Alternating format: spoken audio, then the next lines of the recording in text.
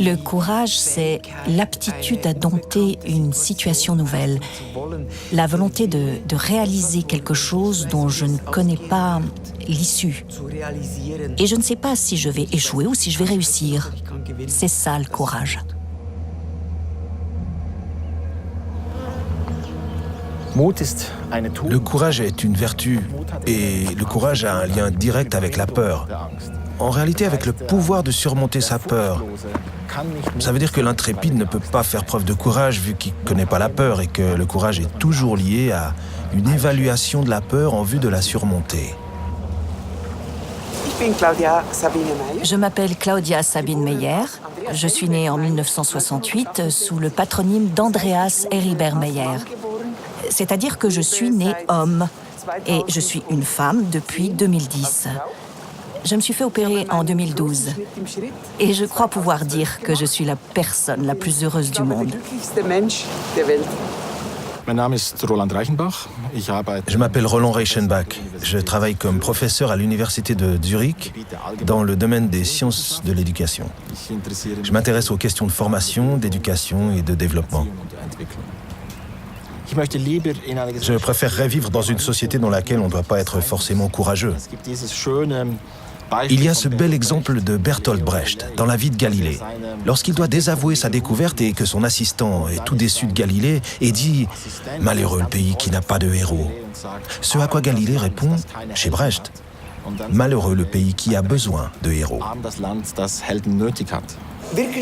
Là où je crois j'ai vraiment fait preuve de courage, c'est le jour où j'ai dit à Esther, ma compagne de longue date, « Écoute, après ce que je vais te dire, il se peut que tu te lèves, prennes ton sac, me fasses la morale et t'en ailles. » Jusqu'en 2012, j'étais directrice de l'hôtel 4 étoiles Schwefelberg-Bad. Ensuite, j'ai passé 6 mois au Kosovo et après ce séjour au Kosovo, j'ai pu travailler ici, sur cette place d'armes de Stans, comme directrice du centre de subsistance. La chose la plus courageuse est certainement de s'avouer à soi-même qu'on ne correspond pas à la norme en place dans la société, qu'on diffère de la norme. Il y a aussi ce moment où il faut s'ouvrir à l'extérieur, briser ce pare-feu dans cette double vie entre Claudia et Andreas. Et on dit qu'Andreas n'existe pas, qu'Andreas est un imposteur. Seule Claudia existe. Je suis Claudia, je ne suis pas Andreas. Et je crois que c'est ça que beaucoup de gens... C'est ça que je souhaite à beaucoup de gens, avoir le courage de se lever et de dire « je suis qui je suis ». S'il vous plaît, acceptez-moi comme je suis. Peut-on apprendre le courage ? Si le courage est une vertu ou une force de caractère, si c'est une certaine résistance à l'adversité, alors ça pourrait peut-être s'apprendre. Le principal outil, c'est l'imitation. On doit faire comme si on était courageux, sinon on ne le devient pas. À se focaliser en permanence sur la peur, on ne devient pas courageux. Il faut vraiment faire semblant d'ignorer la peur. Pour adopter cette posture, on a justement besoin des autres. Les autres nous aident à faire comme si ce n'était pas si terrible, comme si on pouvait vraiment faire le grand saut.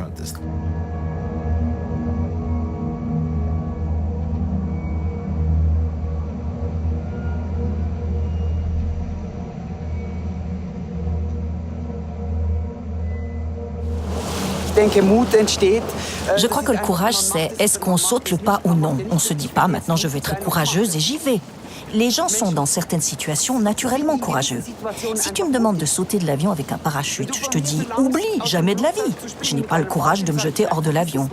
Mais si tu me demandes d'aller à 40 mètres et de chercher ton portable parce qu'il est tombé, alors je te dis ok, pas de problème.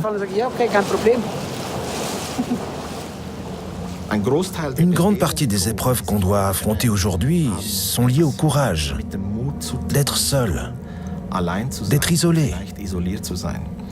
Je dirais qu'il existe ces épreuves qui sont volontaires et elles ont souvent des effets positifs sur la reconnaissance sociale. Et puis, il y a ces épreuves involontaires.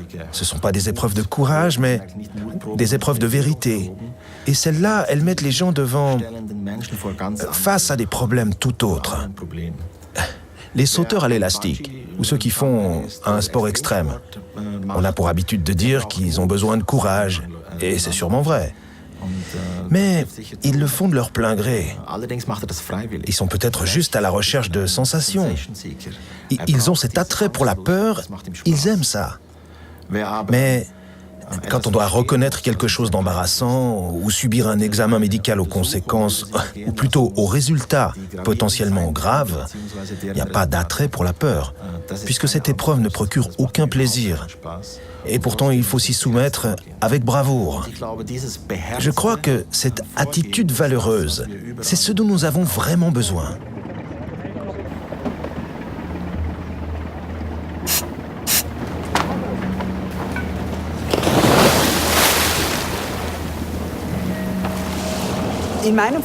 Dans mon cas, par exemple, je peux affirmer que l'armée suisse a fait preuve de beaucoup de courage en m'intégrant comme la première femme soldat transsexuelle. Il courait un risque. On entend beaucoup de choses, beaucoup d'idées reçues. J'ai réussi à invalider ces préjugés. Ils ont été récompensés par mes aptitudes.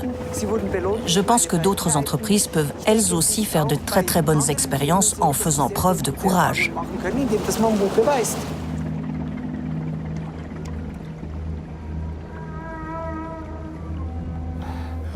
Quand on est, disons, réaliste et qu'on regarde peut-être sa situation de manière plus adéquate, on a peut-être besoin de plus de courage que quand on s'enferme dans une bulle ultra positive.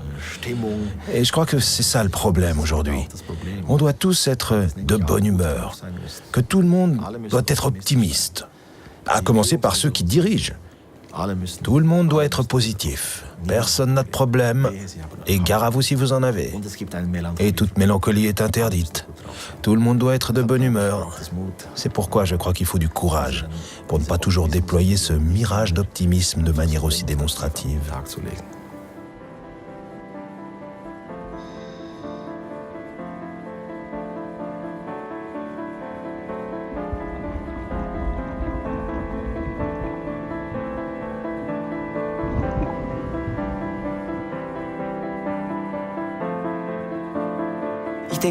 Je crois qu'on devrait moins regarder son compte sur les réseaux sociaux et ses selfies, mais plutôt regarder les personnes qui sont juste à côté de nous. Peut-être leur demander comment ça va, s'asseoir directement à une table, demander à la personne si on peut s'asseoir avec elle, si on peut lui parler. Je crois que les contacts humains demandent du courage. Et je pense que c'est ce dont notre société a grand besoin.